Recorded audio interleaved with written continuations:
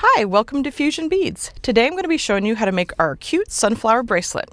This bracelet features check glass buttons in the sunflower design and the lacy flower design. It also features our check glass pearl beads in violet, orange, and pink.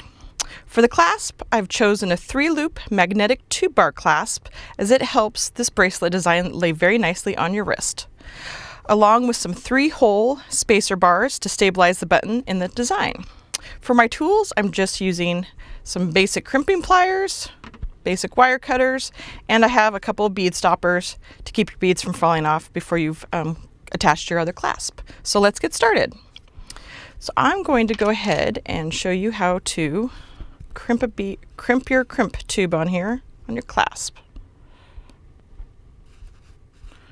So go ahead and you slide on your tube onto your beading wire. Slide it through the loop of the 3-loop clasp. Slide it back through your crimp bead. You want to leave a little bit of room there so that it's not too tight on the loop. And unfortunately, seeing how this clasp is magnetic, it kind of sticks to your tool. So you just have to be careful. You go ahead and you'll crimp that the one way and then flip it and crimp it the other way until it makes a nice little round cylinder. Then you'll go ahead and you'll cut off the excess beading wire.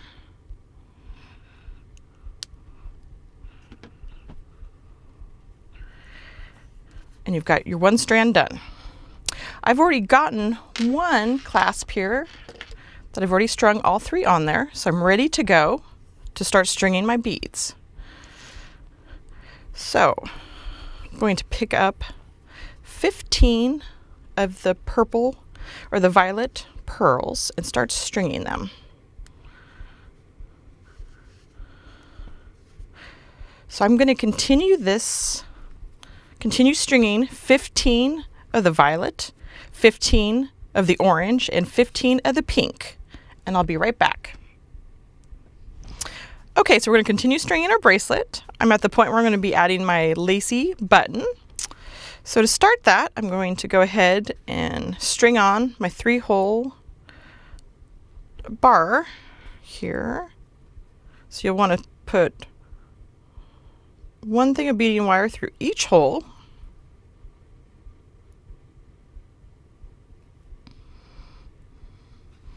And slide it down close to your beads.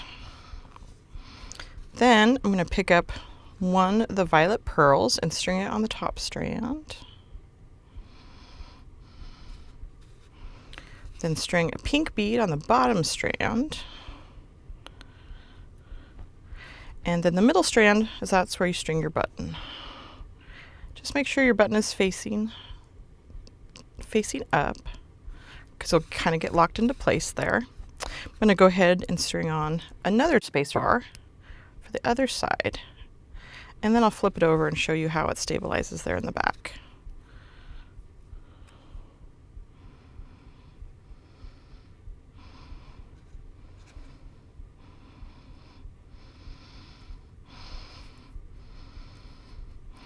Okay, so I'm going to just flip it over just to kind of show you what's going on back here.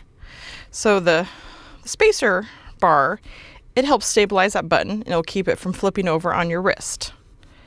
And as you can see, the little beads, they take up the same space as the shank to the button, so it's nice and secure. So I'm just going to flip my design back over and I'm going to continue stringing 5 of the violet, orange, and pink, and then I'll string another button. So we'll be right back. Okay, so I've added my other buttons. So I've strung one button, 5 beads in between, the middle button, 5 beads, and then the last button.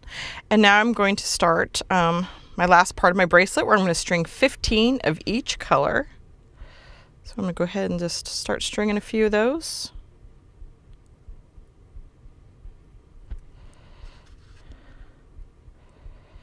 So I'm going to go ahead and continue stringing 15 of the violet, 15 of the orange, and 15 of the pink, and I'll be right back. Okay, so I've strung my other 15 of each color on my bracelet. So I'm going to go ahead and attach my beading wire to the other end of my clasp. And I have found the trick with these tube bar clasps is that I keep it attached on here. I don't take it apart because in that way you make sure you have the correct orientation. So I'm going to go ahead and grab my bead stopper and secure 2 strands so that my beads do not fall off while I'm securing one of the strands to the tube bar. So go ahead and I thread on my crimp bead. And I slide it up through the tube bar.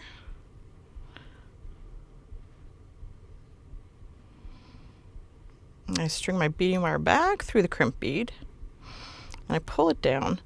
And you want it to be snug, but not so tight that you don't have a little bit of slack so that the bracelet will lay nicely. If it's too tight, it will kind of pucker up. So I'm going to go ahead and just turn that around here so it can be a little bit easier to clasp that. I'm going to go ahead and grab my crimping pliers.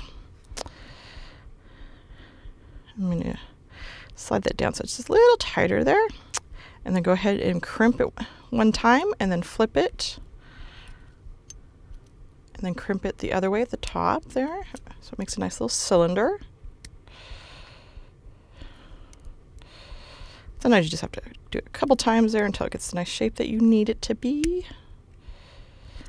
Okay. Checked it nice and secure. Then I'm going to take my cutters and I'm going to go ahead and trim that excess beading wire. So now I have 1 strand on there, and I'm going to go ahead and cover that with a crimp cover. You always want to make sure your crimp covers are nice and open. Sometimes from the factory they come and they're a little closed and it's hard to get them on there. So just you can open them up a little bit. Go ahead and slide it on that crimp bead and then just slowly close it and secure it without smashing it until it makes a nice little cylinder. I'm going to go ahead and finish crimping my other 2 strands and we'll be right back. As you can see, we've finished our sunflower bracelet here in our fun poppy colors. We also have another colorway with the turquoise wash sunflower button and the turquoise wash swirl button, and it is paired with the blue iris fire polish. You can find the instructions and a video on how to make these bracelets at fusionbeads.com.